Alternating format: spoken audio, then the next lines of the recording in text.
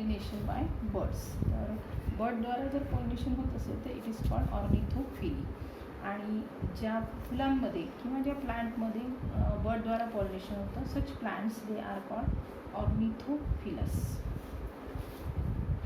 तर ऑर्निथोफिलस जे प्लांट्स आहेत ते संख्येने तसे कमी आहेत. आणि बर्ड्ससुद्धा सगळे बर्ड्स काही पॉलिनेशन करत नाही.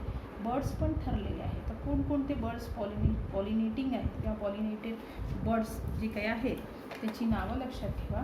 याच्यामध्ये अगदी आपला कुक्कू येते, त्यानंतर क्रो पण येतो, बुलबुल आहे, बुलबुल ही पण येते, आणि सर्वात बेस्ट वन हमिंग बर्ड. हा आकाराने सर्वात छोटा बर्ड आहे. यांच्यामध्ये थोडासा फिजिकल चेंज झालेला असतो की यांचे जे काही हमिंग बर्ड वगैरे जे आहे यांची चोच अशी यांच्या चोची लांब असतात आणि त्याच्यामुळे ते पॉलिनेशन घडवून आणू शकतात. म्हणजे फुलांमध्ये मधला मकरंद ते शोषतात. तर यांच्यामध्ये हे जे बर्ड्स आहेत ते पॉलिनेशन जर घडवून आणायचं असेल तर फुलांमध्येही काही बदल घडवून आणावे लागतात. त्याला म्हणतात फ्लोरल ॲडॅप्टेशन. मग यातले कोणकोणते फ्लोरल ॲडॅप्टेशन्स आहेत? सर्वात महत्त्वाचं म्हणजे एवढे मोठे बर्ड जर तिथे व्हिजिट करणार असतील, बर्ड काही त्याच्यावर पूर्ण बसणार नाही आहे त्या फुलावर, ते डायरेक्ट फक्त ते असे नुसते ट्विटर करतात त्या ठिकाणी आणि फुलातला मकरंद पिळून घेतात. जसं स्ट्रॉनी आपण एखादं मटेरियल, लिक्विड मटेरियल सक करतो त्यासारखं ते सक करतात. आणि यासाठी म्हणून फ्लोरल ॲडॅप्टेशनमध्ये सर्वात पहिलं आणि इम्पॉर्टंट जे ॲडॅप्टेशन आहे ते आहे the flowers should be very large. मोठे असले पाहिजे चांगले.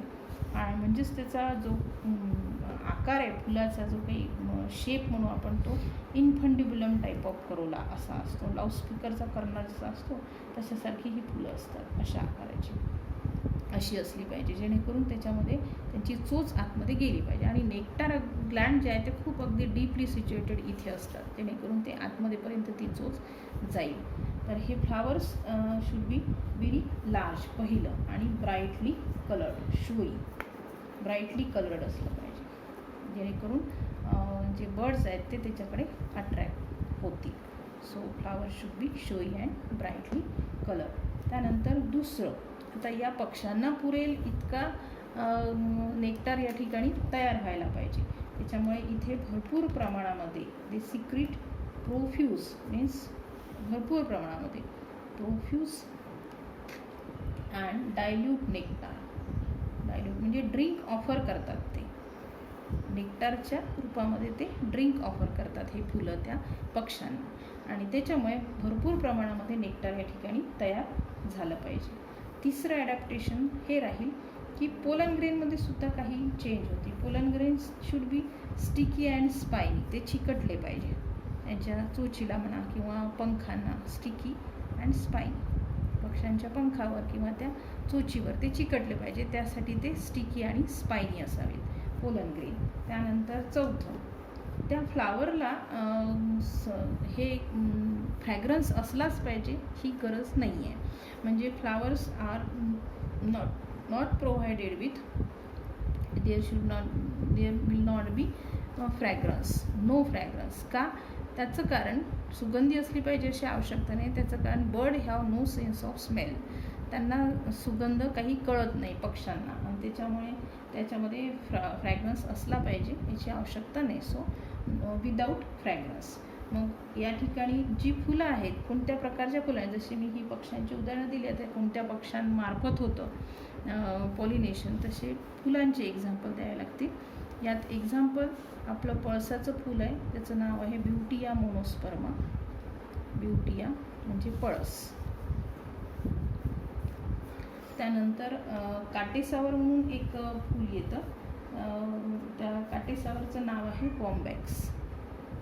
या काटेसावरचं जो कापसासारखे त्याच्या फ्रूटमधून बाहेर पडतात असे फायबर्स, त्याच्यावर छोटे छोटे उषा वगैरे बनवतात, सावरीच्या उषा म्हणतात. जनरल नाव त्याचं सावरी आहे, सावरी म्हणतात. आणि इकडे विदर्भामध्ये काटेसावर म्हणतात त्याला, बॉम्बॅक्स या प्लांटला. तर याचं फूल तर खूपच मोठं असतं आकाराने, त्याचे अँड्रोशियम वगैरे सुद्धा अगदी स्टाउट असतात, मोठे मोठे असतात आणि सुंदर असतं फूल. आणि हे ब्युटिया आणि बॉम्बॅक्स म्हणजे पळस आणि सावरी याला फुलं येतात खास करून होळीच्या दरम्यान. होळी जेव्हा असते त्यावेळेला या सगळ्या झाडांना फुलं येतात. आणि ही पक्ष्यांमार्फतच पॉलिनेट केली जातात.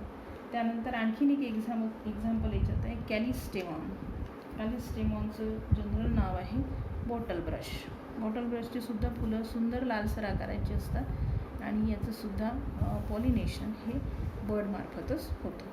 तर pollination through the agency of bird याच्यामध्ये हे सगळे पॉईंट्स, त्यातले कॉमन पॉईंट जे आहे इन्सेक्टसाठी ते आहे इन्सेक्ट पॉलिनेशन आणि ऑर्निथोफिलीमध्ये flowers large, coloured, showy, then nectar is secreted, pollen grain sticky and spiny, इथपर्यंतचे सगळे कॉमन आहेत. फक्त त्याच्यामध्ये ते फ्रॅग्रन्स असतं, इन्सेक्टला फ्रॅग्रन्स कळतो आणि इन्सेक्टसाठी फ्रॅग्रन्स हा शब्द लिहायचा तिथे, flower should be provided with fragrance particular smell, पण इथे मात्र ते लिहायचं नाही. नेमकी इथे चूक होते आणि फ्रॅग्रन्स इथे लिहिल्या जातं, but bird they doesn't have any sense of smell and hence there is no fragrance.